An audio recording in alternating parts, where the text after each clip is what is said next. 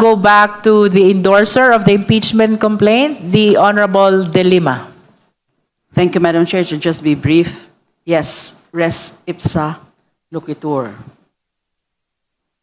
The video says it all. Res ipsa, the thing speaks for itself. The video itself speaks for what we are alleging as impeachable offenses. No joke, no joke. Then there's no issue anymore as to whether it was meant to be a joke. Because it's the VP herself who says, no joke, no joke. So wala na pong question dyan. Hindi na po natin kailangan i-prove na yun ay joke because it came from her, That it is not a joke. from her own language. It's admission against interest.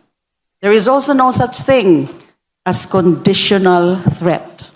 A threat is a threat, irrespective of whether or not there is such a condition, katulad nung binanggit ng VP, na kung mamatay daw siya, it doesn't erase the fact that she made a threat. So there is no such thing as conditional threat. It's also a non-issue.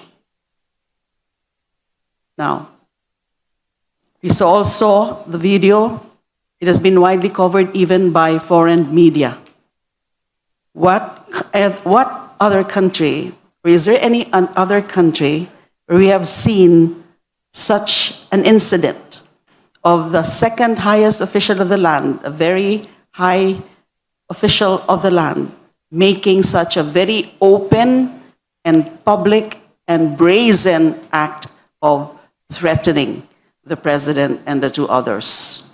So, malinaw po itong ground na ito. Isa po ito sa tingin ko ang pinaka malakas na magiging basis ng impeachment. Thank you.